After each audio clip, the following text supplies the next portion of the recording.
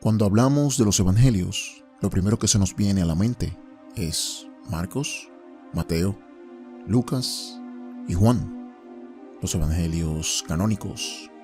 Pero sabemos que existen otros evangelios, como el de Judas, el de Felipe y el de Tomás. Estos últimos, conocidos popularmente como los evangelios gnósticos. Así que hoy continuamos nuestra serie sobre el gnosticismo con el Evangelio de María Magdalena. ¿Están listos? Comencemos.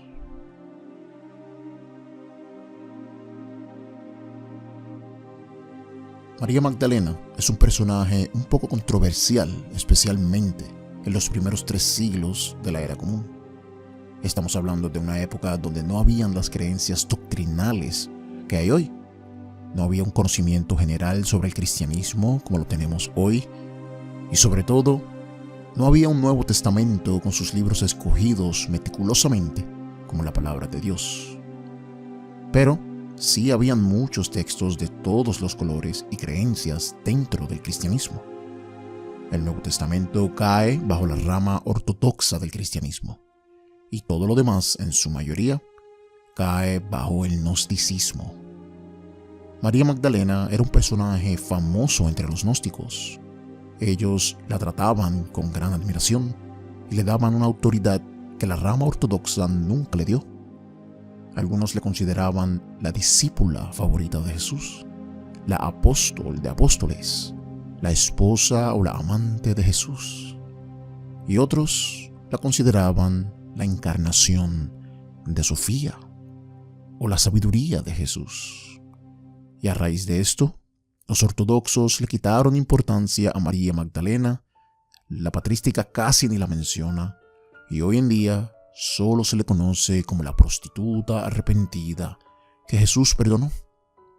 Cosa que no es cierto. Esta mujer no es María Magdalena. En una era donde el hombre era quien dominaba todos los aspectos de la vida cotidiana, y la mujer solo servía como una máquina reproductora de humanos, entre otras cosas, es fácil de entender por qué los cristianos ortodoxos terminaron manchando la gran reputación de María Magdalena. Reputación que era incluso mayor a la de Pedro en algunos círculos. Pero mantener la autoridad del hombre sobre todos los aspectos de la vida no era lo único en lo que la iglesia cristiana se diferenciaba de los gnósticos. También había una gran diferencia en sus escrituras.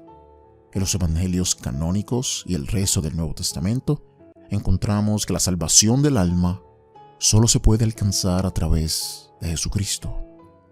Cada ser humano se debe arrepentir de sus pecados y creer en Jesucristo para poder entrar al reino de los cielos y evadir la consecuencia de lo contrario, que sería el infierno. Pero en los evangelios gnósticos, la salvación se adquiere de otra forma, y no es a través de Jesús, sino que a través del conocimiento divino, o la gnosis, un conocimiento que no se adquiere estudiando, sino que se obtiene a través de una experiencia con lo divino. Otra diferencia está en el tema apocalíptico.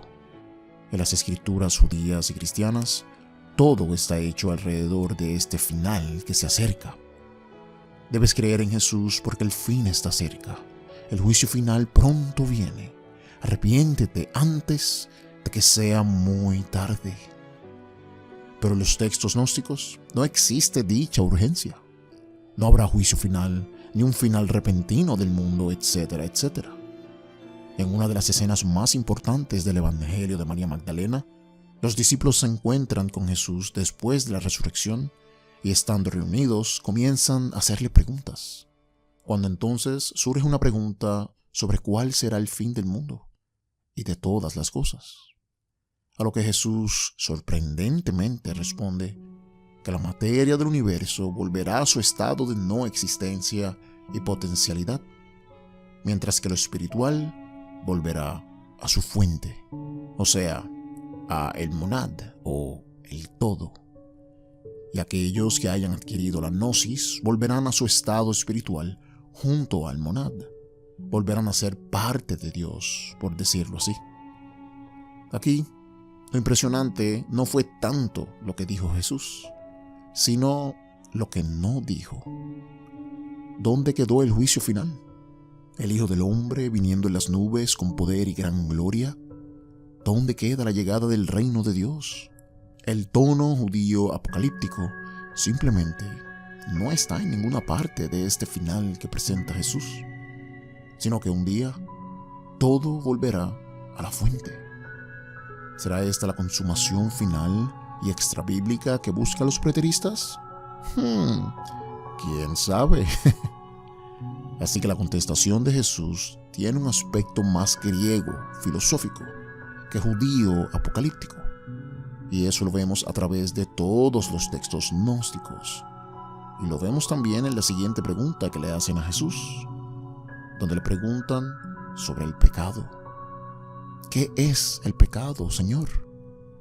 Y en vez de contestarle lo que típicamente sabemos del pecado, como no cumplir los mandamientos o la ley, como dirían los judíos del segundo templo, o entrar en contienda con Dios rompiendo su pacto, como diría el libro de Enoch y los judíos del primer templo, Jesús les responde con una contestación más griega que nada, y les dice que el pecado simplemente no existe, sino que él mismo entra en existencia cuando cometemos un adulterio metafísico, basando nuestra identidad personal en la carne y las cosas de la carne, en vez de identificarnos con nuestro yo espiritual. O sea que darle más importancia a nuestro cuerpo temporal y material representa cometer adulterio contra nuestro verdadero yo eterno, nuestro yo espiritual. Y es esto mismo lo que causa la muerte, cuando confundimos el verdadero yo espiritual por el falso temporal, y esto es precisamente la razón por la cual Jesús vino al mundo, para enseñarnos a no caer en la confusión, a despertar de la mentira carnal y temporal, para que podamos encontrar esa gnosis o ese conocimiento divino de la verdad y así tener vida eterna como Él tiene vida eterna. Ese es el mensaje principal del gnosticismo. Es este el secreto de la salvación en el Evangelio de María Magdalena. Evitar cometer ese adulterio metafísico contra tu verdadero yo, basando tu identidad en la carne y los placeres del mundo. Y si logramos evitar dicho adulterio, siguiendo las enseñanzas del Maestro presentadas en el Evangelio de María Magdalena, podremos incluso dejar de sentir dolor emocional y mental. Un pensamiento algo estoico, diría yo, ya que nada de esto, según los gnósticos, es real. El mundo material solo es una ilusión creada por un ser incompleto, un ser que fue producto de un error. Y por supuesto, hablamos del demiurgo. Pero no se debe confundir el mundo espiritual con un lugar como el cielo o el infierno, ya que inmediatamente adquieres esa gnosis, en ese instante te vuelves parte del reino de los cielos. Ya eres salvo, por decirlo así. Esta idea también la tenía el apóstol Pablo. Vemos, como decía en algunas de sus cartas, que ya éramos coherederos con Cristo y que ya estábamos sentados en las regiones celestiales con Cristo. Y como los cristianos no estaban dispuestos a aceptar que Pablo tenía ideas platónicas o que era un poco gnóstico, desarrollaron la famosa teología del ya, pero todavía no, donde Pablo habla como si ya todo estuviera hecho y ya estamos en el cielo con Dios, pero todavía no, porque todavía estamos en la carne, etcétera, etcétera. En su mensaje final, Jesús los exhorta con gran urgencia a que no busquen la salvación aquí o allá, que ninguna ley podrá proveer salvación, ningún hombre ni ninguna idea. Solo mirando hacia adentro, descubriendo tu verdadero ser, o como dice el Evangelio de Tomás, solo conociéndote a ti mismo, podrás conocerme a mí. Este es el mensaje más importante de los evangelios gnósticos, que la gnosis solo se obtiene mirando hacia adentro. Es ahí donde tendrás dicha experiencia salvífica. Y es aquí donde el Evangelio de María se pone interesante, porque al parecer María Magdalena fue la única que entendió el mensaje final de Jesús, mientras los demás apóstoles no lo entendieron.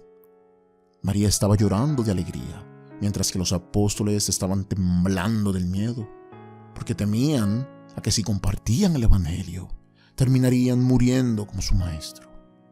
Y esto es absurdo. El Rey del Universo te acaba de dar la fórmula perfecta para vencer las limitaciones del cuerpo, para que puedas trascender a los niveles de la eternidad, derrotando incluso a la misma muerte. Pero aún así, tenían miedo.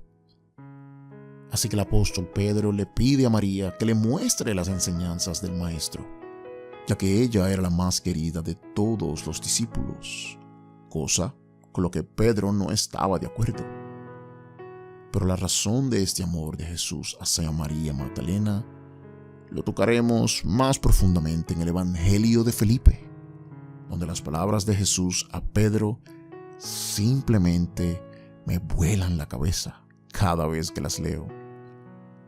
Así que María procede a presentarles las enseñanzas que recibió de Jesús en una visión, donde se le explica la importancia de entender estas cosas, y que no solo es el alma la que se beneficia, sino que es la mente, la que funciona como una antena para entender todos estos misterios y todas estas enseñanzas. Y el hecho de que María entendiera estas cosas y los demás no, muestra el increíble desarrollo y la afinidad espiritual que tenía María en comparación con los demás, donde su mente se desarrolló bastante espiritualmente en el tiempo que estuvo con Jesús para entender estas cosas. Una de las enseñanzas que recibió María fue sobre cómo el alma escapa a los demonios que viven en este mundo a la hora de ascender al pleroma, o de regreso al monad, o el Dios de todo. Y según el Evangelio de María, cuando una persona muere, su alma comienza a ascender por un tipo de puertas celestiales, las cuales te llevan del mundo material al mundo espiritual. Pero estas puertas están custodiadas por estos demonios, cuyo grupo tiene por nombre los poderes de la ira. Estos vendrían siendo los arcontes que menciona el libro apócrifo de Juan. Así que si esa alma que va ascendiendo no encontró la gnosis en vida, los demonios cerrarán las puertas y lanzarán tu alma de regreso al mundo material, donde reencarnarás en otra persona una y otra vez para tratar de encontrar la gnosis de nuevo, en una nueva vida. O sea que estarás atrapado en esta prisión material que llamamos mundo por el resto de la eternidad hasta que alcances la gnosis.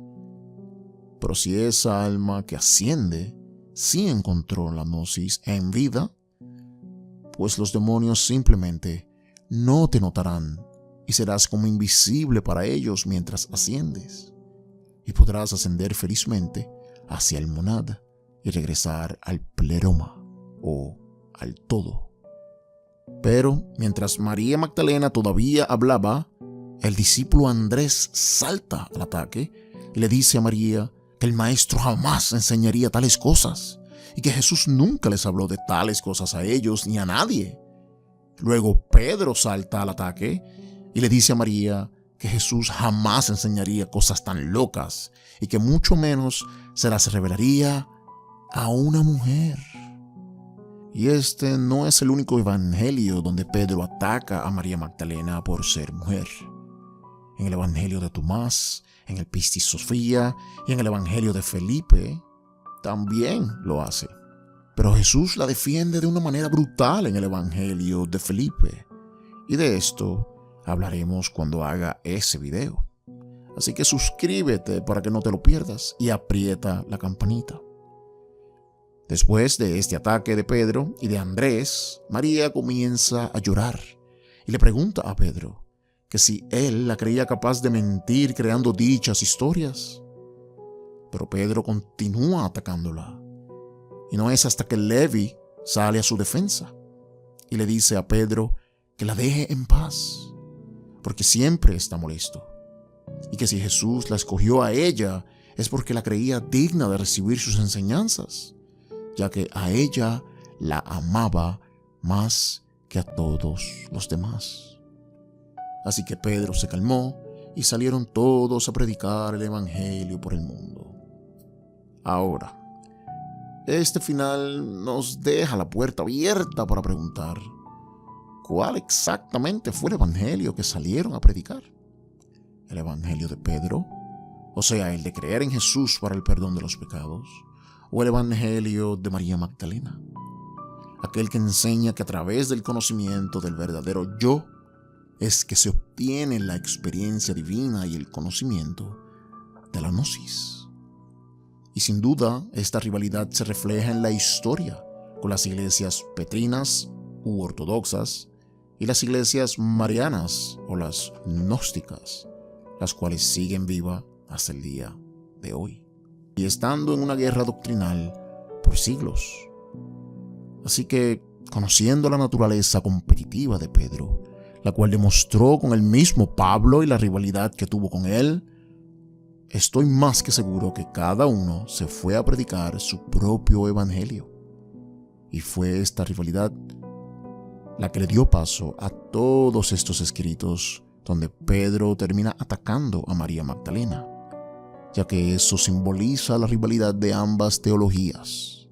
La teología transicional de Pedro, donde se tiene que creer solo en Jesús, y la teología de María, donde el proceso de salvación es uno descentralizado y cualquiera puede adquirir la salvación con tan solo conocerse a sí mismo. Así que, en conclusión, el evangelio de María Magdalena le añade valor a los textos gnósticos, ya que encontramos otra cosa más que podemos y no podemos hacer para ser salvos. En el evangelio de Tomás es encontrar el secreto entre las luces. En el de María Magdalena es el de evitar el adulterio espiritual, etcétera, etcétera. Así que déjame saber en los comentarios qué otro texto gnóstico podemos tocar en el canal. Esto ha sido la experiencia escéptica, dando el primer paso a la verdad.